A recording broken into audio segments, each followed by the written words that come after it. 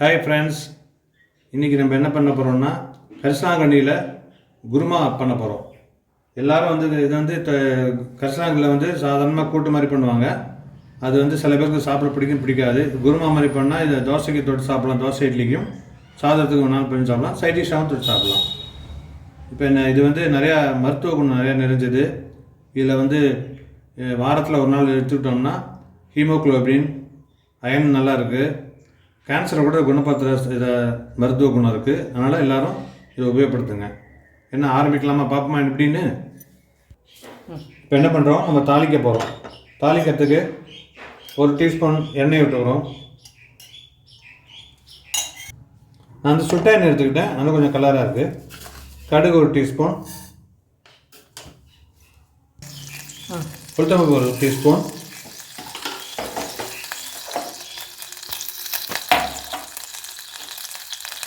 ஜீரகம் 1 டீஸ்பூன்,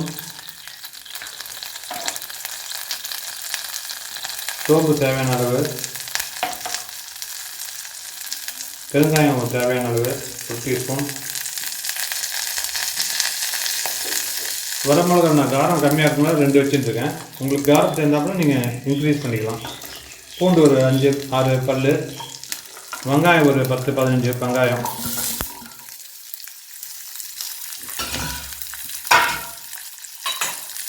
தக்காளி ஒன்று நிறையா சேர்க்க வேண்டாம். நிறையா சேர்த்தா ஸ்வீட்னஸாக இருக்கும். கருவேப்பிலை வருது. இது நல்லா வதங்கட்டும். வதங்கினப்போ நான் அதை அப்படியே மிக்சியில் போட்டு அரைச்சி குருமா மாதிரி பண்ண போகிறேன்.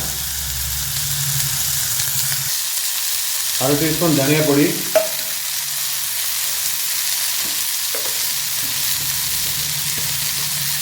1/2 டீஸ்பூன் காரப்பொடி, சாம்பார் பொடி,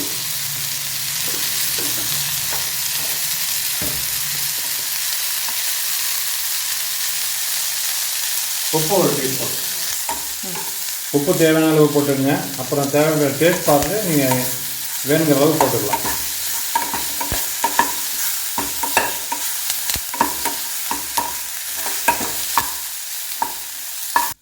இது வதங்கிடுச்சு. இதை இப்போ ஒரு மிக்சியில் ஜாரில் மாற்றுறேன்.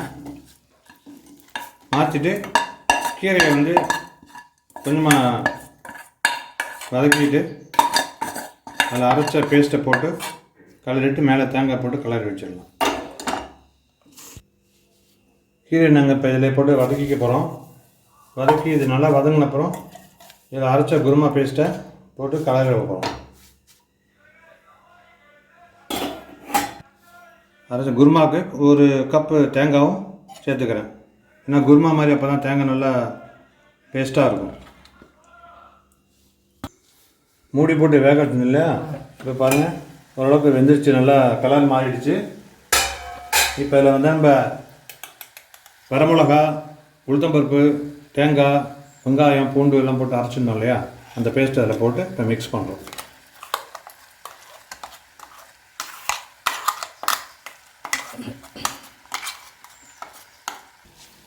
இப்போ இது கொஞ்சம் குருமா இது லூஸ் ஆகிறதுக்கு இன்னும் கொஞ்சமாக நம்ம தண்ணி ஊற்றிக்கிறோம். அந்த மிக்சியில் இருக்கிறத இதையுமே கொஞ்சம் ஜலம் விட்டு எடுத்துட்டோம்னா அந்த இதுவும் வேஸ்ட் ஆகாமல் நமக்கு வந்துடும். இப்போ கொஞ்சம் தேவையான அளவு கொஞ்சம் நம்ம தண்ணி சேர்த்துக்கிறோம். இது அரிசி களைஞ்ச தண்ணி, அது உடம்புக்கு ரொம்ப நல்லது. அதனால் நம்ம அதையும் வேஸ்ட் பண்ணாமல் இந்த குருமாவுக்கு அதை யூஸ் பண்ணிக்கலாம். தண்ணியை ப்ளைன் தண்ணி ஊற்றுறதுக்கு போல் அந்த கழனி தண்ணி கொஞ்சம் ஊற்றி நம்ம இது பண்ணிக்கலாம். இது அப்படியே கொஞ்சம் நம்ம மூடி வச்சு இன்னும் கொஞ்சம் நல்லா பாயில் ஆகிறதுக்கு மூடி வச்சிடுறோம். மூடி வச்சு பாயில் ஆனப்பறம் திறந்து நம்ம அதை பரிமாறி சாப்பிட்லாம்.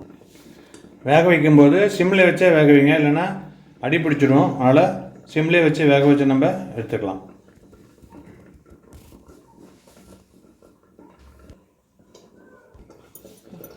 இப்போ பாயில் ஆகிடுச்சான்னு பார்க்குறோம். நல்லா பாயில் ஆகிடுச்சு.